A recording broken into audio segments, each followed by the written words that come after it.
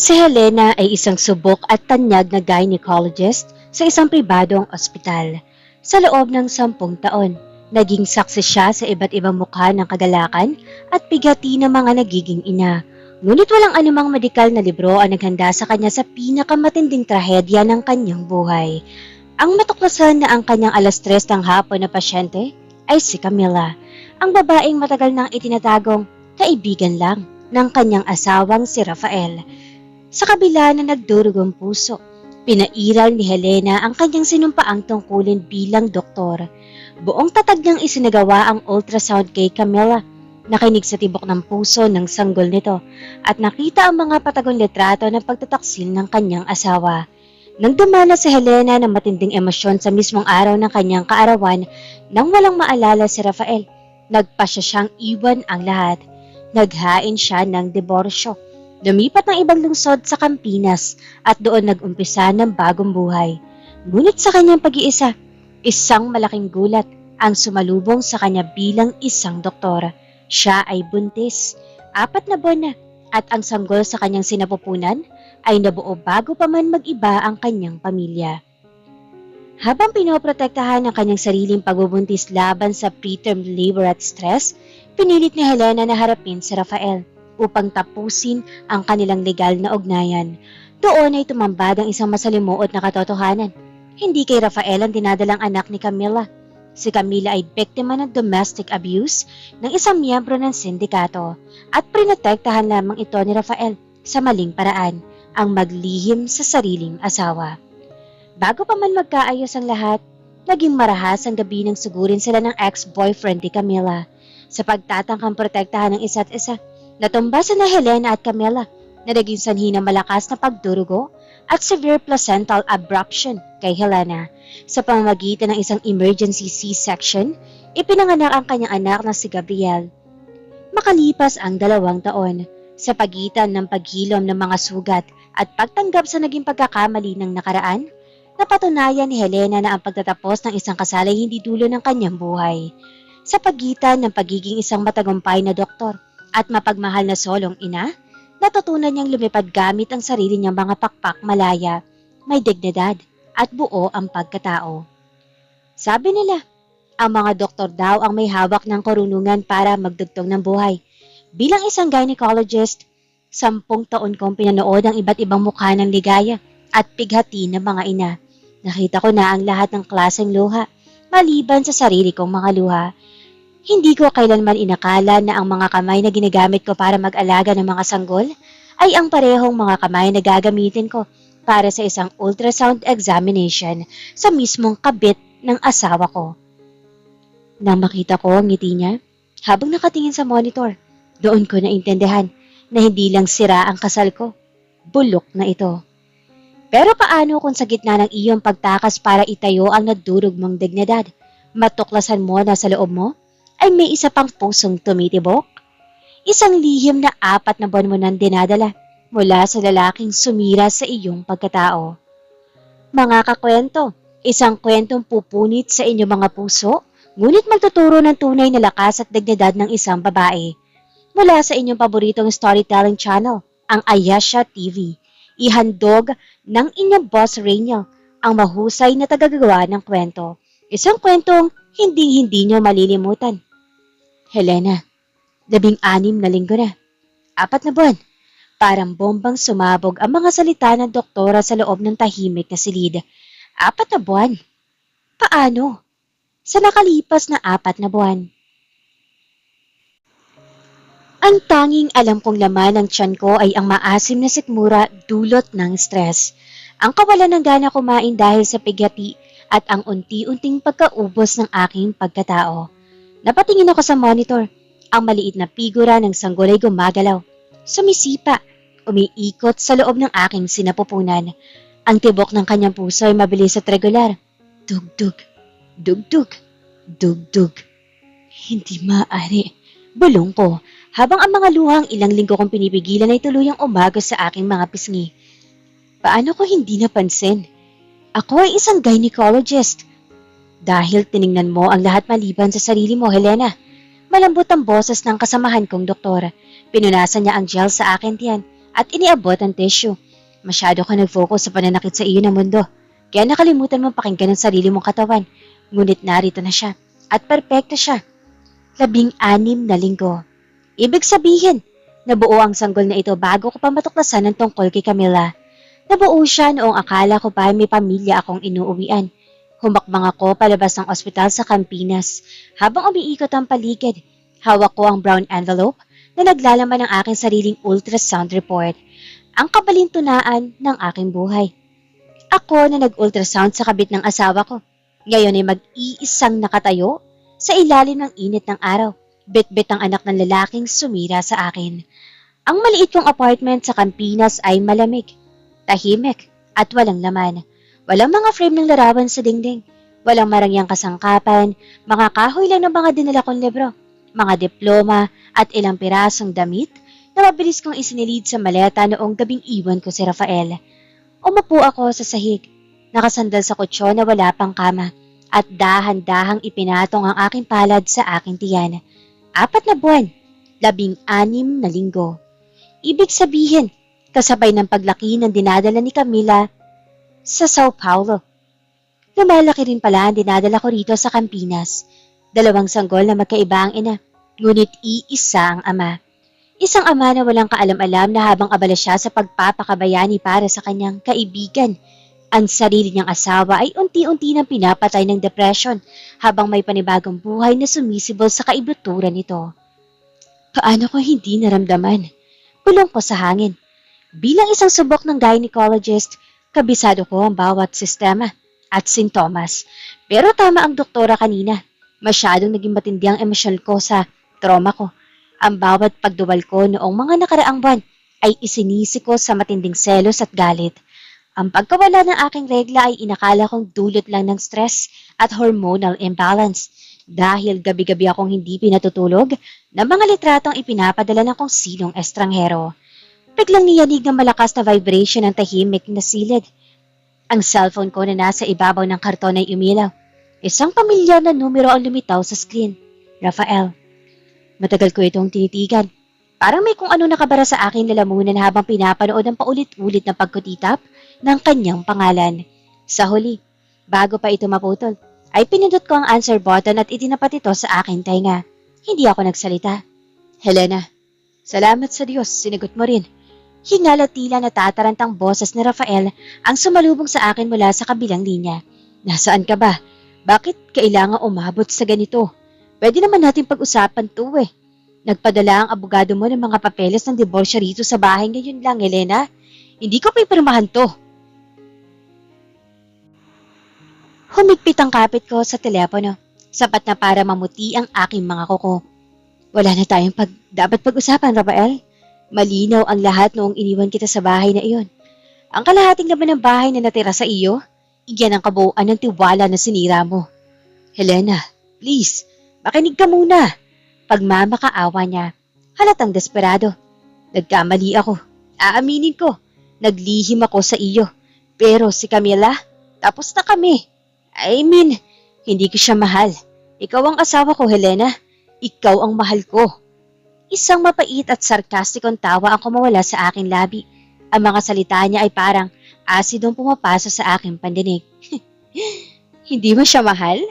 Pero binubuhay mo ang anak niyo, Rafael. Nakita ko ang mga litrato. Nakita ko kung paano mo hawakan ang tiyan niya gamit ang parehong mga kamay na yumakap sa akin bago ka matulog. Wag mo akong gawing tanga muli. Hindi na ngayon. Iba yun. Responsibilidad lang yun dahil mag-isa siya. Sigaw niya.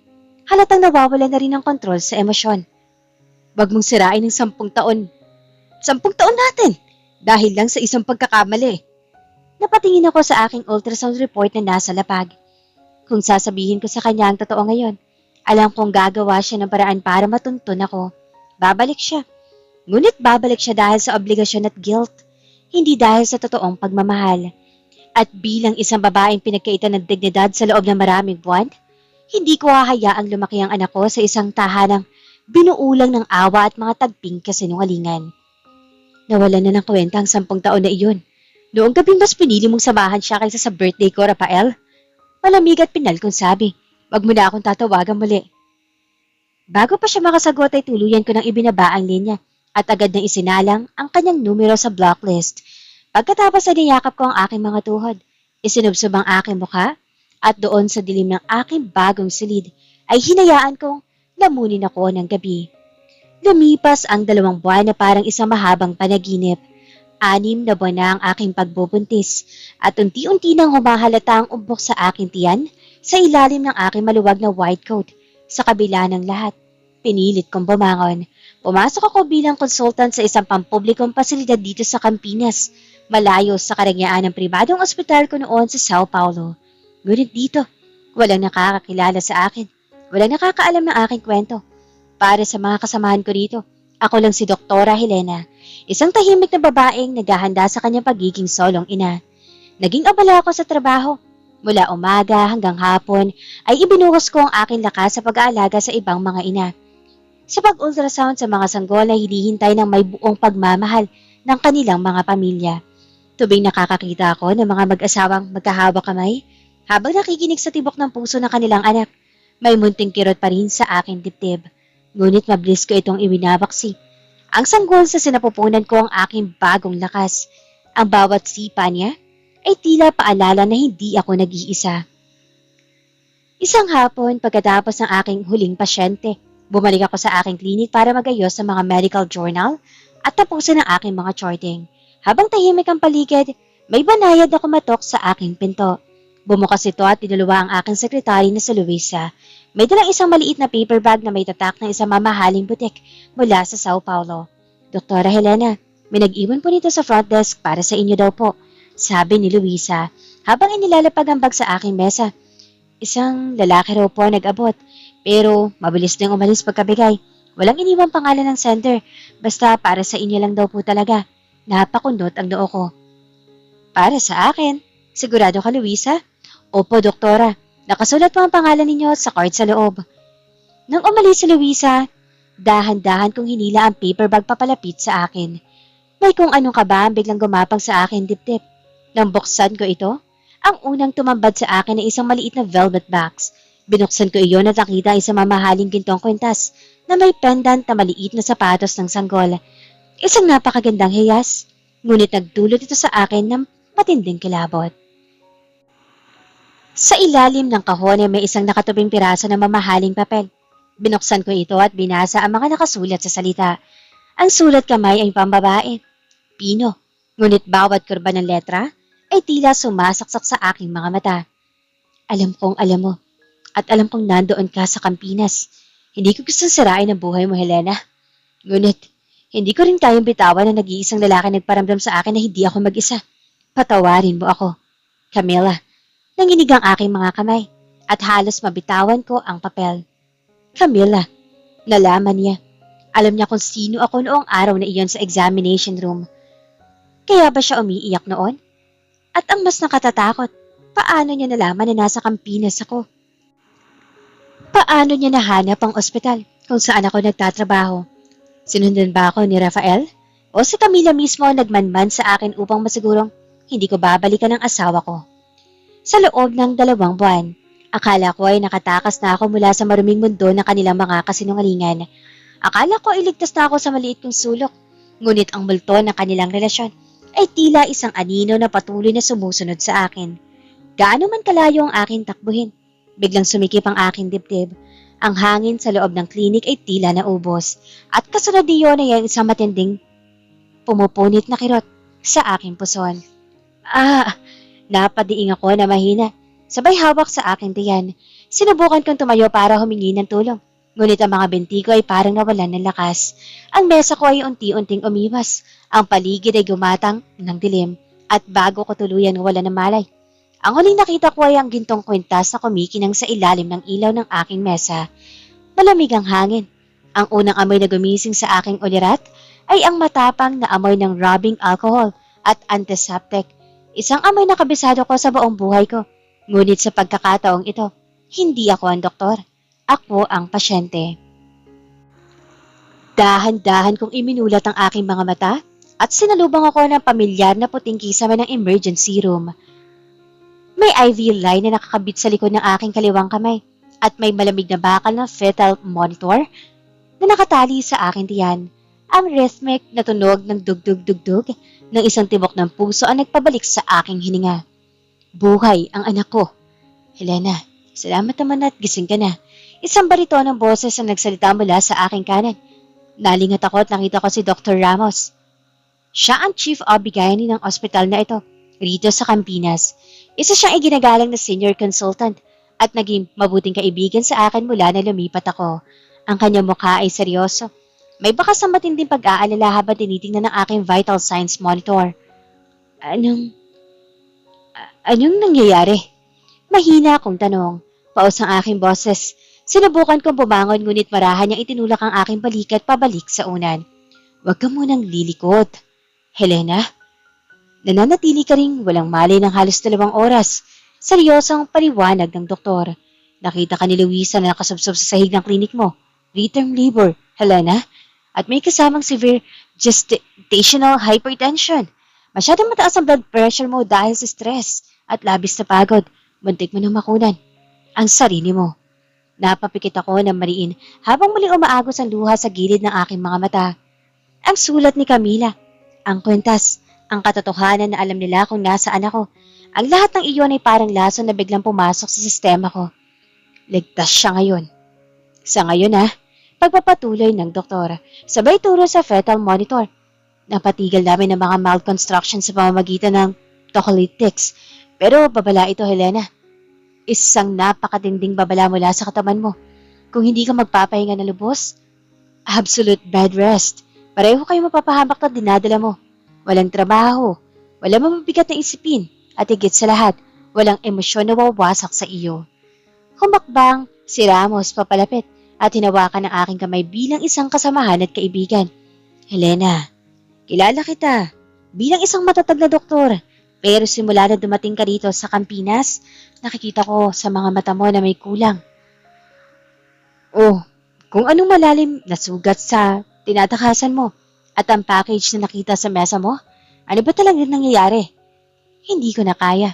Ang bigat na ilang buwan kong dinala na mag-isa ay tila umahod sa aking lalamunan.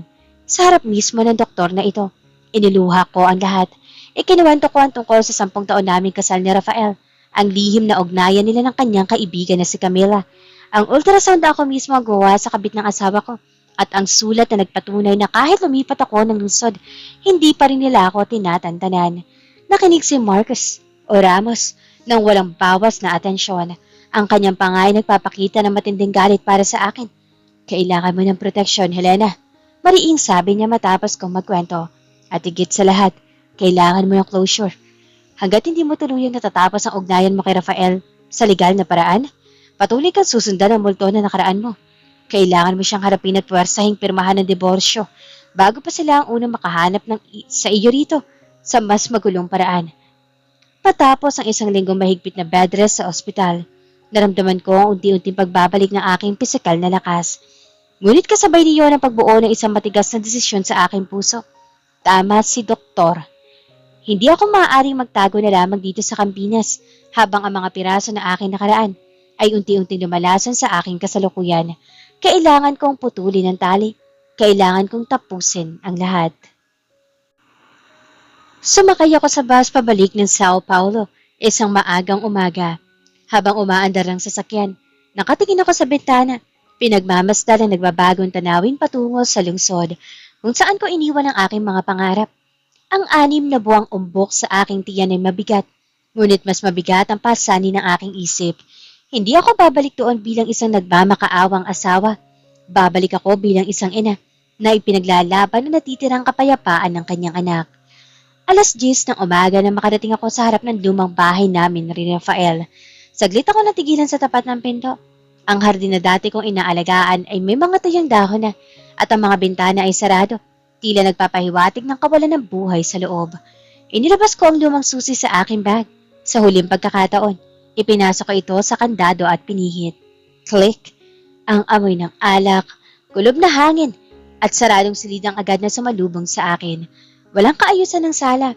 May mga basyo ng bote ng beer at baso sa ibabaw ng coffee table. At doon sa sofa, nakita ko si Rafael. Nakahiga siya. Braso ang nakatakip sa kanyang mga mata. Suot pa rin ang gusot na polo na tila ilang araw na niyang hindi hinuhubad. Sa tunog ng aking mga hakbang, mabilis siya nag-angat ng ulo. Pula ang kanyang mga mata at may gulo-gulong buhok. Ngunit na magtama ang aming mga paningin, biglang rumihistro ang gulat at pag-asa sa kanyang muka. Helena, pulong niya. Tila hindi makapaniwala. Mabilis siyang bumangon, muntik pang mabuwal dahil sa mga bote sa sahig. Bumalik ka. Salamat sa Diyos. Bumalik ka. Humakbang siya papalapit upang yakapin ako. Ngunit biglang natigil ang kanyang mga paa. Ang kanyang mga mata ay unti-unting bumaba. Dumaan sa aking jacket na nakabukas at tuluyan na pa ako sa aking malaking tiyan. Namutla si Rafael. Ang kanyang labi ay nangatal at ang kanyang hininga ay tila napatit. Buntis ka? Nauutal niyang tanong. Tumingin siya sa aking mga mata. Pagkatapos ay muling tumingin sa aking tiyan. Kailan pa hinala? Elena, bakit? Bakit hindi mo sinabi sa akin? Bakit mo itinago? Ang boses niya ay puno ng magkahalong gulat, sakit, at unti-unting pag-usbong na matinding pagsisisi. Para saan pa, Rafael? Malamig kong sagot, habang nakatayo ng tuwid walang bahid ng takot. Para manatili ka sa akin dahil lang sa bata? Para magpanggap kang mabuting asawa dahil may obligasyon ka? Tulad ng ginagawa mo kay Camila? Anak ko yan, Helena. Biglang sumigaw si Rafael. Humakbang siya pa itaas at binalakawakan ng aking mga braso. Diyos ko, anak ko yan. May karapatan ako. Nawalan ka ng karapatan. Noong gabi mas pinili mong samahan ng ibang babae habang ako ay nag-iisa at umiiyak sa aking kaarawan. Marahan ngunit mariin kong itinataas ang aking kamay upang pigilan ang kanyang paglapit. Huwag mo akong hahawakan. Inabot ko ang aking bag at inilabas ang isang folder. Inilapag ko ito sa ibabaw ng malinis na bahagi ng mesa sa tapat ng mga basyo ng bote ng alak. Narito ang mga papeles ng diborsyo. Nilagdaan ko na ang panig ko. Sabi ko, habang nakatitig na diretso sa kanyang nanginginig ng mga mata. Pirmahan mo ito ngayon, Rafael, at wag mo lang susubukan pang alamin kung nasaan ako o guluhin ang buhay ko at ng anak ko. Habang nakatitig si Rafael sa mga papeles ng diborsyo na nasa ibabaw ng mesa, ang kanyang buong katawan ay tila nang hihina. Humawak siya sa gilid ng upuan para suportahan ng sarili, habang ang mga mata niya ay pabalik-balik sa dokumento at sa aking tiyan. Helena, pakiusap. Hindi ko pwedeng pirmahan to. Lalo na kayong alam kong may anak tayo. Masagang boses na pakiusap niya. Bago pa ako makasagot upang ipamukha sa kanya ang lahat ng kanyang kasalanan, isang malakas na kalabaw na narinig mula sa labas ng bahay. Kasunod niyon ay mabilis na tila natatarantang pagpihit ng doorknob. Bumukas ang pinto ng sala. At doon hingal na hingal, gulo-gulo ang buhok at may bahid ng takot sa mukha, ay iniluwas si Camila. Mas malaki na ang kanyang tiyan kaysa sa akin. Halatang malapit na siyang manganak. Ngunit ang ikinagulat ko ng husto ay ang kanyang mukha. May pasa siya sa gilid ng kanyang labi at may mga sariwang gasgas sa kanyang braso. Nang makita niya ako sa loob ng sala, tila nakakita siya ng isang kaligtasan. Hindi siya tumingin kay Rafael. Dire-diretso siyang lumapit sa akin at biglang lumuhod sa aking harapan. Helena, doktora, pakiusap, tulungan mo ako. Umiiyak niyang bansa habang hinahawakan ang dulo ng aking jacket. Patawarin mo ako kung naging sanhi ako ng pag-alis mo pero pakiusap, makinig ka muna. Nalito ako. Ang galit na nakaimbak sa puso ko sa loob ng maraming buwan ay biglang nakaluan ng pagtataka. Tumingin ako kay Rafael na ngayon ay biglang namutla, napayuko at mariing na itakip ang mga kamay sa kanyang mukha. Anong ibig sabihin nito, Rafael? Anong palabas ito? Tanong ko. Pilit na pinagtitigas ang kanyang boses sa kabila ng kabog sa aking dibdib. Hindi si Rafael na nagpadala ng mga litratong iyon sa iyo, Helena. Pulong ni Camila mula sa sahig habang nanginginig ang buong katawan sa pag-iyak. Ang ex-boyfriend ko. Ang tunay na ama ng dinadala ko. Isang adik at miyembro ng sindikado sa Sao Paulo. Siya ang may gawa ng lahat. Ninakaw niya ang phone ko. Kinuha mga litrato namin ni Rafael at ipinadala sa iyo para sirain ang kasalyo at ilayo si Rafael sa akin. Napatigil ang mundo ko. Parang biglang nawalan ng tunog ang paligid habang pinoproseso ng aking utak ang mga salita ni Camila. Sinubukan lang ako itago at protektahan ni Rafael mula sa kanya dahil gabi-gabi akong binubugbog at pinagbabanta ang papatayin pati ang sanggol. Pagpapatuloy ni Camila habang iniaangat ang kanyang mukha na puno ng pasa. Kaya kami lagi magkasama. Kaya siya lumalabas sa veranda tuwing tumatawag ako dahil umiiyak ako sa takot. Kaya kami nasa cafe at restaurant noon. Dahil doon ako inililipat ni Rafael ang mga matutuluyan para hindi ako mahanap. Nangatal ang aking mga labi. Tumingin ako kay Rafael. Nadahan-dahan nag-angat ng muka.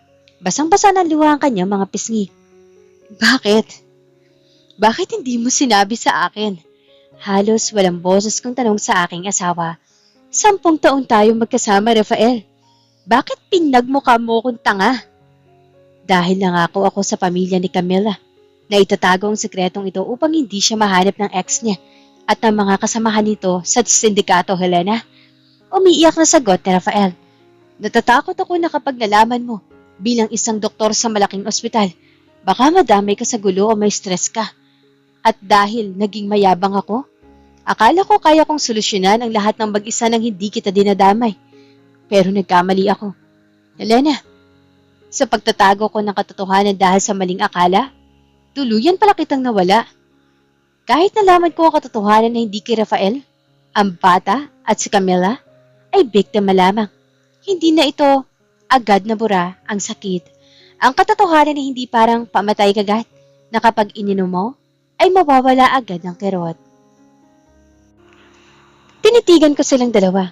Si Camila na umiiyak pa rin sa sahig at si Rafael na nakatayo na may pagsisisi sa bawat anggulo ng kanyang muka. Kahit pa hindi mo siya kabit, Rafael, pinili mo pa rin magsinungaling sa akin sa loob ng maraming buwan. Sabi ko, habang ang aking boses ay unti-unting lumilinaw ngunit may bahid ng matinding pagkabigo. Hinayaan mo ako magbukang tanga sa sarili kong bahay. Hinayaan mo ako mag-isip na hindi ako sapat bilang asawa, na may pagkukulang ako kaya ka naghahanap ng iba. Helena, ginawa ko lang yan para sa kaligtasan niya. At ang kaligtasan ko, ang kaligtasan ng relasyon natin. Pagputol ko sa kanyang depensa. 10 taon, Rafael. 10 taon natin binuo ang buhay na ito na may pangakong walang lihiman. Kung itinuring mo akong tunay na katawang sa buhay, sinabi mo sa akin na totoo mula sa simula. Magkasama natin tinulungan si Camila. Doktor din ako, Rafael. May puso ako para sa mga biktima ng pang-aabuso. Pero pinagkaitan mo ko ng pagkakataong umunawa dahil mas pinili mong maging bayani ng mag-isa. Humakbang ako pabalik, papalayo sa kanila. Ang bigat ng aking 6 na buwan ay tila lalong sumidhi dahil sa emosyong namamayani sa silid. Patawad, Helena. Pakiusap para sa anak natin. Huwag mong ituloy ang diborsyo. Pagmamakaawa ni Rafael. Habang unti-unting lumalapit sa akin, nakabukas sa mga palad na tila sumusuko. Hindi ko alam, Rafael. Ang kawalan ng tiwala ang tunay na pumatay sa aming kasal. Hindi lang ang hinala ng pangangaluya. Bulong ko. Bago pa man makasagot si Rafael, isang matinding kalabog na narinig mula sa labas ng bahay. Kasunod niyon ang tunog na nababasag ng salamin ng bintana sa sala. Abang abubog ay nagtalsikan sa sahig at mula sa usok at dilim ng sirang bintana, isang lalaking may mababangis na mata at may hawak na bakal na baras ang pumasok. Siya ang ex-boyfriend ni Camila. Nandito ka lang pala, Camila.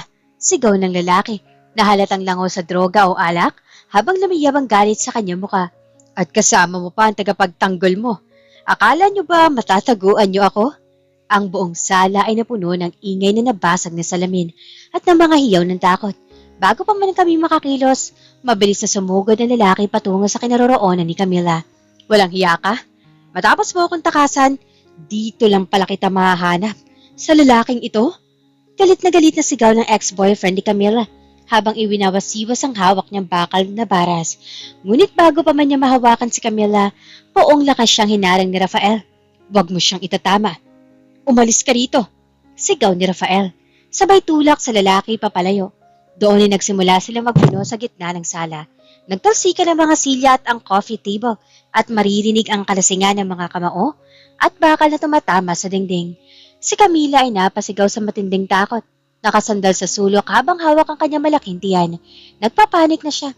At bilang isang doktor, alam kong ang ganitong antas ng stress ay maaari magbunsod sa kanya sa agarang panganganak na mapanganib para sa kanila. Ang unang instinto ko bilang OB-GYN ay protektahan ang mga buntis, si Camila at ang aking sarili. Wala akong lakas para makipag-away physically, kaya ang tanging magagawa ko ay iligtas sa mga buhay na nasa panganib.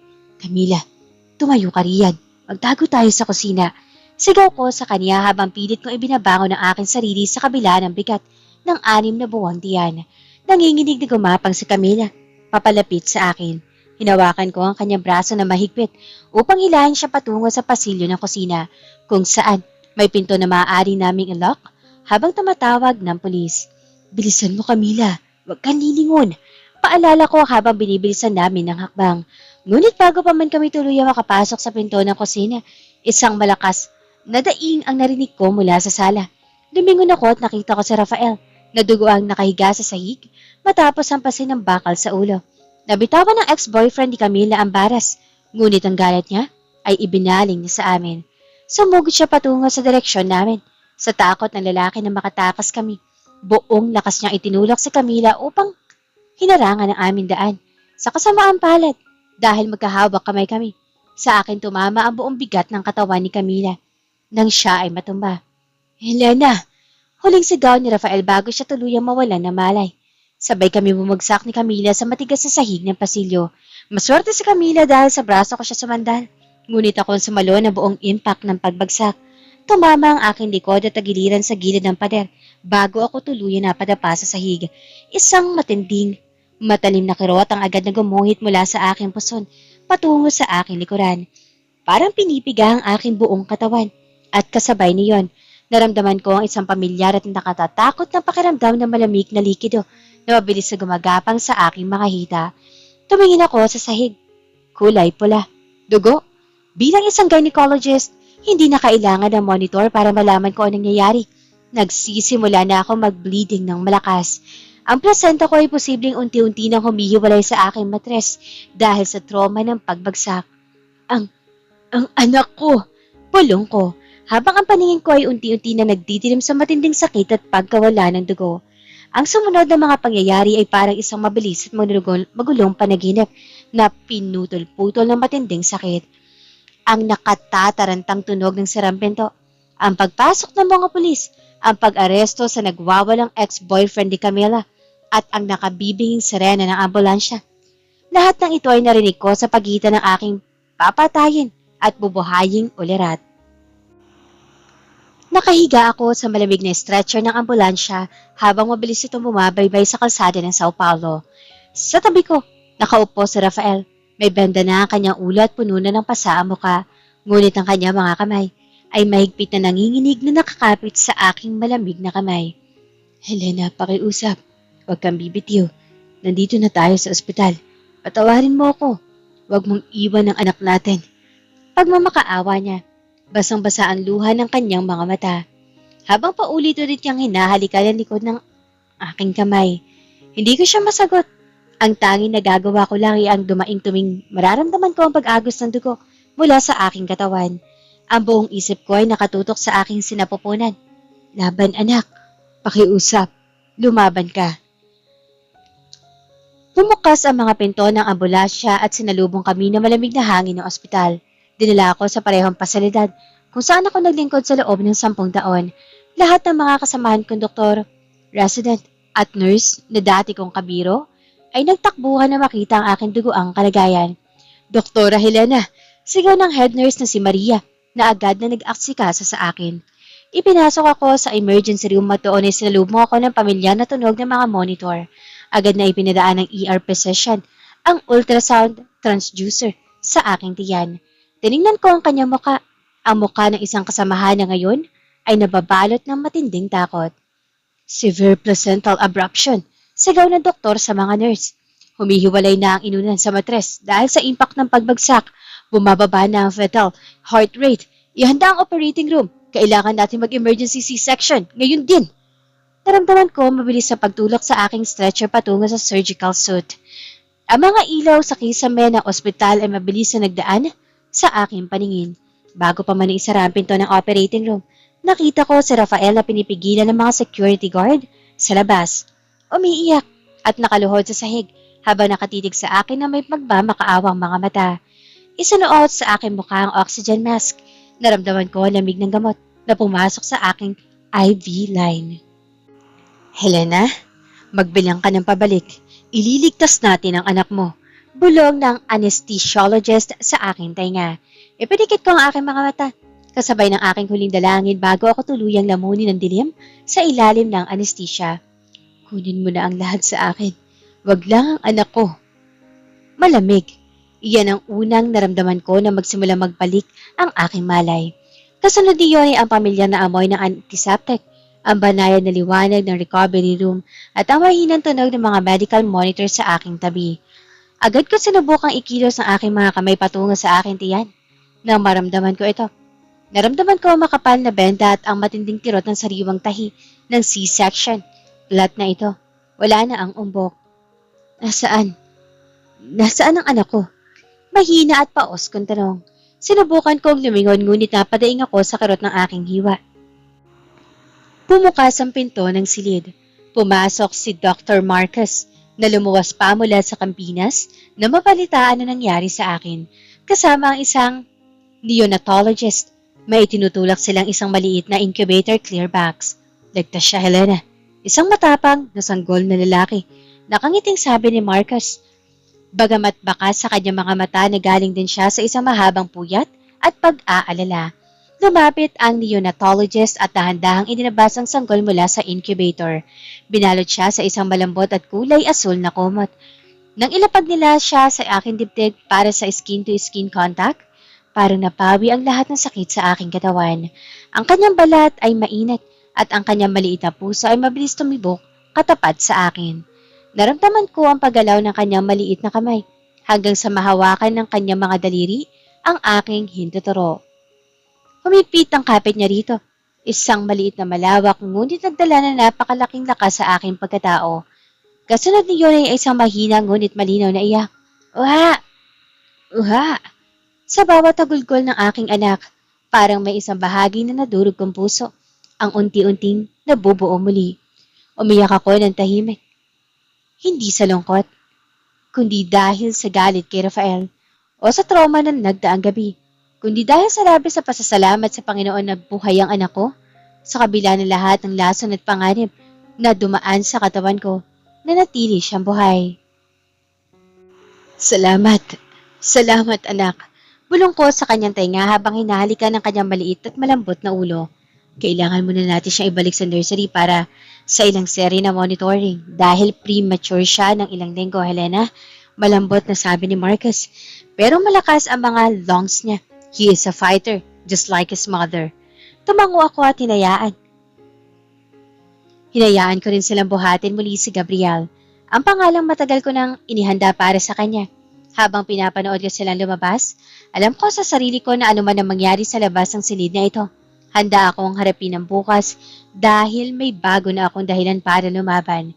Pagkalipas sa 3 araw at bagaman may kirot pa rin sa tuwing kikilis ako, masaya akong nagagawa ang mag-pump ng gatas para kay Gabriel na nasa neonatal ICU pa rin. Hapon doon na marahan at may pag-aalalang kumatok si Rafael sa pinto. Pumasok siya na may dalang isang pumpon ng mga sariwang bulaklak. May mga pasarin siya sa mukha at may benda sa ulo. Ngunit ang mas kapansin-pansin ay ang kanyang tinding balot na balot siya ng hiya at pagpapakumbaba. Hindi ko siya sinigawan. Wala na akong lakas para sa galit. Tinitigan ko lang siya habang dahan-dahan siyang lumalapit at inilalagay ang mga bulaklak sa ibabaw ng side table. Naupo siya sa silya sa tabi ng aking kama. Tumingin sa akin at pagkatapos ay napayoko. Helena, alam kong hindi ko na maibabalik ang nakaraan. Panimula niya at ang kanyang boses ay agad na nanginginig sa nagbabadyang duha. Narinig ko ang sinabi mo noong gabi bago mangyari ang lahat. Tama ka. Naging mayabang ako sa kagustuhan ko maging bayani sa problema ng iba. Nakalimutan ko ang pinakamalaking responsibilidad ay protektahan ng tiwala ng asawa ko. Pinagmukha kitang tanga at kasambahay ko iyong pagsisisi. Umiwas ako ng tingin at tumingin sa bintana. Pinapanood ang mga dahon na isinasayaw ng hangin. Hindi ko hihilingin na balikan mo ako agad, Helena. Hindi ko hihilingin na kalimutan mo ang lahat ng sakit. Pagpapatuloy niya, habang dahan-dahang inaabot ang aking kamay. Ngunit huminto siya sa ere. Nag-aalinlangan kung may karapatan pa ba siyang hubawak. Ngunit pakiusap, hayaan mo ako maging ama kay Gabriel. Hayaan mo akong patunayan sa iyo. Kahit mula sa malayo, na kaya ko maging tamang lalaki para sa anak natin. Tiningnan ko muli si Rafael. Sa pagkakataong ito, nakita ko sa kanyang mga mata ang katapatan ng matagal nang natakpan ng kanyang mga lihim at pride. Ang pagpapatawad ay hindi isang magic trick na kapag sinabi mo, ay burado na ang lahat. Isa itong mahaba, madalas, at madugong proseso. At ang nawalang tiwala ay hindi na basta-basta na itatayo sa loob ng isang gabi gamit ang mga bulaklak at luha. Ngunit para sa hinaharap ng aking anak, handa akong magsimula sa pagpapatawad. Hindi dahil karapat-dapat si Rafael, kundi dahil karapat-dapat ang sarili ko at si Gabriel sa isang buhay na walang nakaimbak na poot. Maari kang maging ama sa kanya. Rafael, hindi ko ipagkakait ang anak ko sa iyo. Matatag at seryoso kung sabi, ngunit ang aming diborsyo ay magpapatuloy. Pipirmahan mo ang mga papeles na iyon. Natigilan siya, ngunit dahan-dahang tumango bilang pagtanggap sa aking desisyon at paggalang sa aking huling hantungan bilang asawa. Kailangan natin buuin muli ang sarili nating mga buhay na magkahiwalay, Rafael, bago natin masubukan na bumuo ng ano pa man na magkasama. Dagdag ko pa, salamat Helena. Pulong niya, habang tuluyang pumapatak ang kanyang luha. Salamat sa pagkakataong maging ama. Makalipas ang isang taon, nakatayo ako sa malawak na veranda ng aking bagong bahay sa Campinas. Mainit ang sikat ng araw at sariwa ang simoy ng hangin. Malayo sa mausok at magulong buhay na iniwan ko sa Sao Paulo. Sa aking mga bisig, karga ko ang 1 taong gulang na si Gabriel. Malusog siya, masayahin, at may mga matang puno ng kuryosidad at ningning sa tuwing titingin sa paligid. Marami ang nagbago sa loob ng 1 taon. Si Camila ay ligtas na rin nakapanganak sa isang malusog na sanggol na babae sa tulong ng isang local protection program para sa mga biktima ng domestic violence. Paminsan-minsan ay nagpapadala siya ng maikling sulat ng pasasalamat at masaya akong malaman na unti-unti na niyang naibabangon ang kanyang buhay. Ang aming diborsyo ni Rafael ay tuluyan ng nag-aaprubahan. Ilang buwan na lamang ito. Lumabas ng ospital. Hindi naging madali ang mga unang buwan, ang pag-iyak sa banyo habang natutulog ang anak ko, ang pangangapa bilang isang solong ina, at ang pagbabalik sa aking propesyon bilang consultant sa Campinas. Ngunit sa bawat hakbang, napatunayan kong mas matatag ako kaysa sa inaakala ko. Si Rafael naman ay patuloy na nagpapakita ng kanyang responsibilidad. Linggo-linggo siyang bumabiyahe mula sa Sao Paulo patungong Campinas upang makasama at maalagaan si Gabriel. Sa bawat pagbisita niya, nakikita ko ang isang lalaki unti-unti natututong mula sa kaniyang mga pagkakamali. Wala na ang mga lihim, wala na ang pride, dahan-dahang bumubuti ang aming komunikasyon. Hindi na sila bilang mag-asawa, kundi sila ay bilang magkaibigan at maayos na co-parents para sa kanilang anak. Tumingin ako sa kalangitan habang dahan-dahang lumulubog ang araw ng nag-iiwan ng kulay mula kahel at iilang guhit sa ulap. 1 taon ang nakalipas. Akala ko ay katapusan na ng mundo ko nang hawakan ko ang ultrasound transducer para sa ibang babae habang dinudurog ang aking puso. Akala ko ay bulok na ang buhay ko. Ngunit ngayon, habang nararamdaman mo or ko ang mahigpit na yakap ng sakit, bawat pagpatak ng luha ay napakahigpit. Akala ko ay bulok na ang buhay ko. Ngunit ngayon, habang nararamdaman ko ang mahigpit na yakap ng maliit kong anak sa aking leeg, alam ko na bawat sakit, bawat patak ng luha, at bawat pagsubok ay bahagi lamang ng isang mas malaking plano ng tadhana. Hinayaan itong mabasag ang lumang buhay ko upang bigyan daan ng isang mas matatag, mas tapat, at mas masayang bersyon ng aking sarili.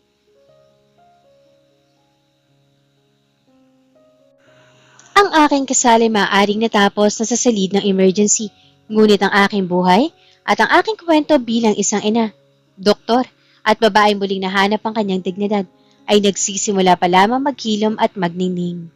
Napakabilis ng takbo ng oras. 2 taon na ang nakalilipas mula noong gabi na akala ko ay tuluyan ng gumuho ang aking mundo. Ngayon, sa harap ng salamin sa aking klinik sa Campinas, inaayos ko ang aking white coat Wala na ang bakas ng pagod at luhang madalas na nakapinta sa aking mga mukha noon. Sa halip, ang nakikita ko na ngayon ay isang babaeng buo, tiyak sa kanyang bawat hakbang at may payapang puso. Isang katok ang pumutol sa aking pag-iisip. Doktora Helena, tapos na po ang huling consultation niyo para sa araw na ito. Nakangiting silip ni Luisa sa pento at may naghihintay po sa inyo sa lobby. Ngumiti ako at kinuha ang aking bag. Alam ko na kung sino iyon. Tuwing huling Biyernes ng buwan, may isang pamilya na kotse ang pumarada sa harap ng ospital. Paglabas ko ng main gate, agad ko nakita si Gabriel. 2 taong gulang na siya. May makapal na kulot na buhok at mga matang nagniningning sa talino. Tumatakbo siya sa damuhan habang hinahabol ang isang makulay na bola. At sa likod niya, nakabantay si Rafael, may bitbit na maliit na backpack na naglalaman ng mga gamit ng bata. Mama, malakas sa sigaw ni Gabriel na makita ako. Agad siyang sumugod sa akin at niyakap ang aking mga binti. Binuhat ko siya at tinalikan ng kanyang mabilog na pisngi. Kumusta ang baby ko? Nagpakabait ka ba kay Papa? Opo, we buy ice cream, Mama. Masigla niyang sagot habang itinuturo ang natitirang mansya ng tsokolate sa gilid ng kanyang labi. Lumapit si Rafael. May bitbit na banayad ng ngiti. Mukha siyang mas maayos ngayon kumpara noong mga panahong puno kami ng galit. Ang mga linya ng stress sa kanyang mukha ay napalitan ng kapanatagan. Kumusta mga pasyente mo ngayon, Helena? Tanong niya. Pinapanatili ang isang magalang na distansya sa pagitan naming dalawa. Ayos naman. Marami ng anak ngayong linggo. Sagot ko habang ibinababa si Gabriel sa damuhan para maglaro muli. Ikaw? Ikaw na naman ang katabi ko? Kumusta ang biyahe mo? Sao Paulo. Maayos naman ang trapiko. Medyo nasabik lang ito, si Gabriel. Kaya maaga kami nakarating. Sagot niya. Sagot siyang dumidig sa akin at nakita ko ang isang pamilyar na emosyon sa kanyang mga mata. Pagsisisi na may kasamang malalim na paghanga. You look beautiful, Helena. Ang ibig kong sabihin, mas masaya ka na ngayon. Huminga ako na malalim at tumango dahil nahanap ko na ang sarili ko, Rafael. Ang sarili ko na wala noong pilit kung isinasalba ang aking isang bagay na sira na pala. Naupo kami sa isang bench sa ilalim ng puno habang pinapanood si Gabriel na naglalaro sa mga eksena na akala ko noon ay hindi ko na mararanasan ng walang kasamang pait. Noong tuwing nakikita ko si Rafael, ang unang pumapasok sa isip ko ay mga litrato sa cafe, ang mga kasinungalingan, at ang gabi ng insidente. Ngunit ngayon, ang nakikita ko na ay ang ama ng aking anak. Nga pala, panimula ni Rafael habang may kinukuha sa kanyang bulsa. Isang maliit na sobre ang inabot niya sa akin. Galing kay Camila, ipinabibigay niya sa iyo. Binuksan ko ang sobre. Sa loob ay may isang litrato ng isang masayahing bata na may hawak na medalya mula sa isang daycare center. Sa likod nito ay may maikling mensahe. Doktora Hinena, opisyal na pong na-finalize ang kaso ko laban sa ex ko. Ligtas na kami ng anak ko. Hindi ko po makakalimutan na noong gabi ng panganib, sa kabila ng lahat, ako at ang anak ko ang unang pinoprotektahan mo. Isa kang tunay na doktor at isang dakilang babae. Habang buhay akong nagpapasalamat. Isang banayad ng ngiti ang sumilay sa aking mga labi. Itinago ko ang litrato sa aking bag. Ang sugat na idinulot ng pangalang Camila sa buhay ko ay tuluyan ng naghilom at napalitan ng isang pakiramdam ng tagumpay dahil sa huli, buhay at dignidad ang nagwagi. Helena, tawag ni Rafael, ang kanyang boses ay naging seryoso. Alam kong 2 taon na nakalipas mula nung mag-divorce tayo at alam kong malaki ang ipinagbago ko. Kung darating ba ang araw na handa ka nang magsimula muli, may pag-asa ba ako? Natigilan ako sa kanyang tanong. Tiningnan ko si Rafael, ang lalaking minahal ko ng 10 taon, ang lalaking sumira sa akin, at ang lalaking ngayon ay nagsisikap na buuin ang kanyang sarili para maging karapat-dapat na ama. Hindi ko naramdaman ng galit, ngunit hindi ko rin ito naramdaman ng dating tibok na puso. Rafael, malambot ngunit matatag kong boses. Salamat sa pagbabago mo. Nakikita ko ang pagsisikap mo kay Gabriel at pinahahalagahan ko iyon. Pero, ang Helena na minahal mo noon ay wala na. Ang Helena na nasa harap mo ngayon ay natutong lumipad gamit ang sarili niyang mga yapak. Tumingin ako kay Gabriel. na masayang tumatakbo patungo sa amin. Pag nating madaliin ang mga bagay na tapos na, Rafael, masaya ako sa kung ano ngayon. Tayo, magkaibigan, magkatuwang sa pagpapalaki kay Gabriel at sapat na iyon para sa akin. Nakita ko ang bahagyang lungkot sa kanyang mga mata, ngunit mabilis itong napalitan ng pangunawa. Tumango siya at ngumiti. Di na tinatanggap ang aking hatol ng may buong paggalang. Kung iyan ang nagpapasaya sa iyo, Helena, tatanggapin ko. Sapat na sa akin na bahagi na rin ako ng buhay niyo. Lumapit si Gabriel at sumiksik sa pagitan namin dalawa. Hawak ang kanyang bola. Sabay naming hinawakan ang kanyang maliliit na kamay. Nakatayo ako sa intersection ng aking nakaraan at hinaharap at sa unang pagkakataon, sa loob ng maraming taon, alam ko na ang aking tinatahak na landas ay maliwanag, malaya at puno ng pag-asa. Ang kwento ay hindi natapos sa pagiging isang biktima.